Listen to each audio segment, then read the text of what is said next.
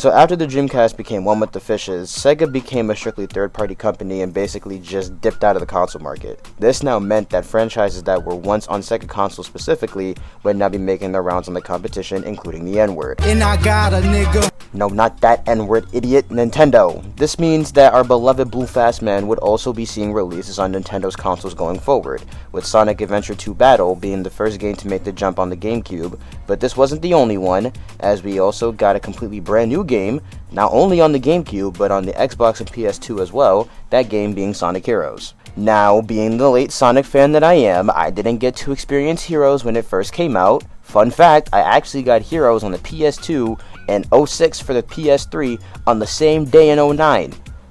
Because that makes sense. Sonic Heroes is one of my favorite games in the series. It was one of the games that I played the most when I was younger, and I enjoyed it a shit ton. But that was also when I was a kid. I am now 21 years old, and after spending extra time on this miserable planet not playing the game, what do I think now after replaying it for this video? Let's take a walk and find out. But before we get into that, I wanted to let you all know that this video is sponsored by your grandma baking mac and cheese on Thanksgiving Day while your father uncreases my Timbs as punishment for leaving you all those years ago. So if you're cool with that, let's go.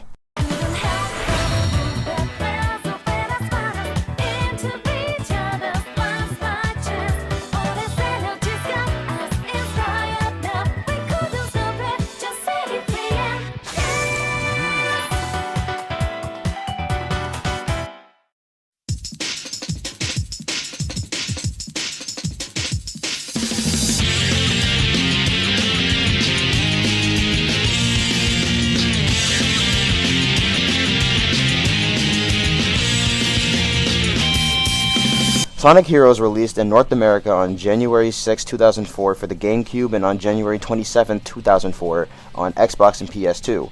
It's now been established that the best version of this game is definitely the GameCube one, with either the other two versions being kind of mid. Especially the PS2 one, which is the one that I had to play, but you know, it wasn't all bad, for me at least. The game allows you to play as a whopping 12 characters divided into 4 teams of 3. We got Team Sonic, starring Sonic, naming the team after himself like the egotistical fuckhead he is, Tails, and Knuckles. They're basically this game's normal mode. Team Dark, starring Shadow Rouge and newcomer E123 Omega, who also happens to be one of the best characters in the series. They're the game's hard mode. Team Rose, starring Amy, naming the team after herself like the egotistical fuckhead she is, Cream, and, oh god, they're the game's easy mode, even down to having an extra stage in the beginning of their story to act as a tutorial. You get this no matter what order you complete the stories in, by the way, and they stop you like a lot of the time. Yeah, this is stupid. And lastly, Team Chaotic, starring Espio, Charmy, and Vector. They're basically the game's mission mode. The game's gameplay style is team-based. Each stage and each story has you playing all 3 team members at once. The characters are separated by 3 categories: speed, flight, and power. Speed characters are the fastest of the 3, no fucking shit, and because of the fact, they have the worst control. I don't know what happened here, but these niggas feel like they're slipping on semen, and it feels like I have to jump a lot just to stay on track. It's like the opposite problem that I have with the cyberspace stages and Forces.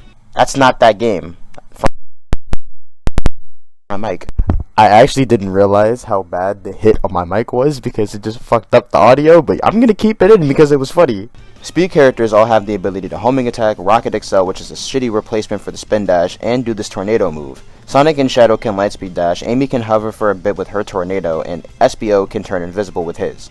This attack is probably the most useful in the game, allowing you to make more enemies more vulnerable to more attacks from all characters. Flight characters quite literally carry their team, basically being set up in this totem pole formation. Now, Knuckles isn't that big of a fellow, so Tails being able to carry him makes sense to me. However, Omega is a giant hunk of metal, Big is a fat ass, and Vector is just a large man, so how the other flight characters are able to carry their teammates is beyond me, but we move.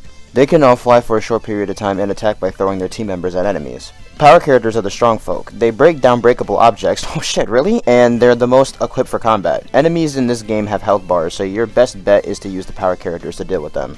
Knuckles and Omega decide to go the funny route of using their friends as boxing gloves. They have a basic combo that has a different finisher depending on how leveled up they are, which I'll elaborate on later. Big and Vector decide to launch their enemies at their friends instead, with their finisher also changing depending on their level.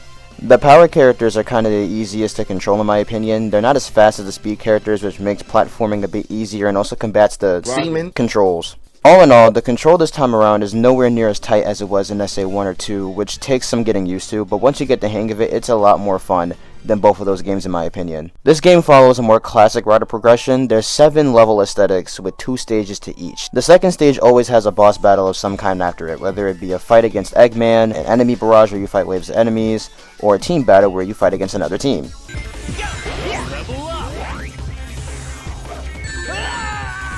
Or, you could just do this, I guess. Each stage has a key that if you manage to get to the goal without getting hit, grants you access to a bonus stage in the first act or a special stage in the second one.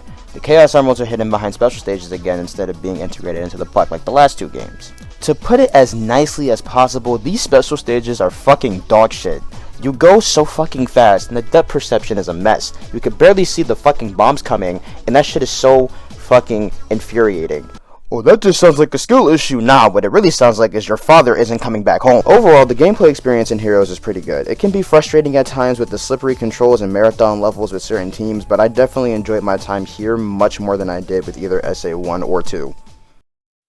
Hey guys. What do you want? You want to see how fucking all over the place 12-year-old Omar was when he wrote this bullshit? Sure, let's go. Alright, listen, all I need you to know is that, so like how you see down here, you have Sonic and Shadow, it's normal, right?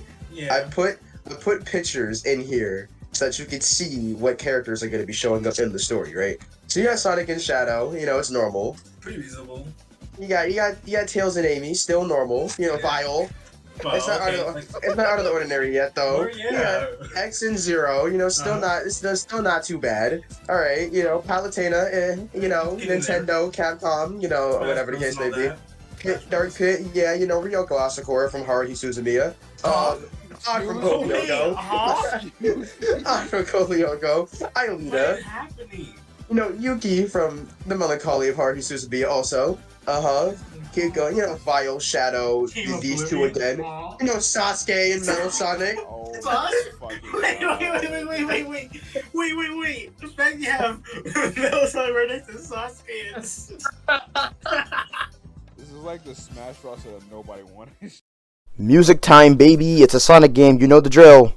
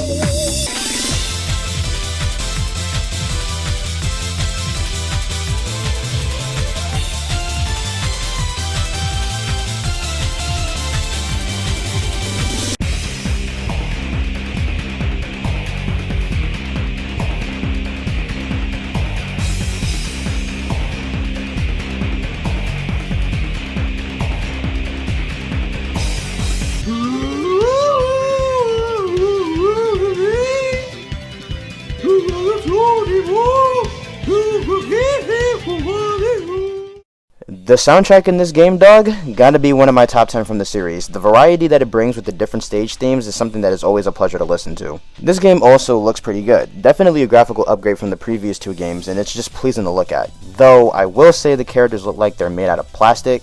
Not a big issue, but it's still kind of funny looking. The cutscene animation can stand to be better. Instead of the SA2 problem, where the mocap makes the characters move extremely slowly and weird at times, the animation here is kind of choppy and the lip syncing is kind of like non-existent, but it is what it is. Sonic, we only have 24 hours left! Okay, let's go! How the fuck did 2 days pass already? Perfect segue. So the story this time around is much less intense than the last 2 games. Each of the teams have their own journeys that they're going on. Team Sonic is trying to beat Eggman in 3 days, but somehow spent 2 of them fucking around in Seaside Hill and Grand Metropolis. Team Rose is trying to search for Cheese's brother for Cream, Froggy for oh, for fuck's sake, he lost the fucking frog again, and Sonic for Amy. Team Chaotix is broke and needs to pay the rent, so they pick up a job from a mysterious client to help him deal with a bunch of Eggman-related shit. Team Dark is the actual important one of the four, and it follows a revived Shadow trying to figure out more about himself with help from Rouge, who's on a mission of her own, and Omega, who's trying to destroy Eggman for leaving him locked up in the same room that Shadow was in. There's some form of an overarching story with the four teams, with Metal Sonic in this new form called Neo Metal Sonic trying to copy the biodata from all the teams, which ends up leading to the last story segment, like the last two games. But here's the problem. Unlike SA1 and 2, where you just have to finish the stories to unlock the last one, here, you have to gather all the Chaos Emeralds. Sounds simple, right? Here's the fucked up part about this. The special stages suck, so you have to sit through this bullshit 7 times in order to get to the final story. And the final story segment is alright, I guess, and we find out that Neo Metal is trying to become the true and real Sonic, so it's up to Super Sonic, Super Bubble Tails, and Super Bubble Knuckles, this is really lame by the way, to put a stop to him. Once this all said and done, the game ends with all the teams going their separate ways, ending the game.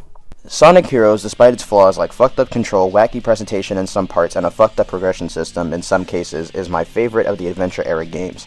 It was the one I played the second most, and it was definitely the one I had the most fun with. After 2 games with world-ending stakes, it was nice for them to take things back a bit and give us a more lighthearted story this time around. Too bad they ruined that with the very next game, but we'll get to that when we get to that. What's that? That's the next video?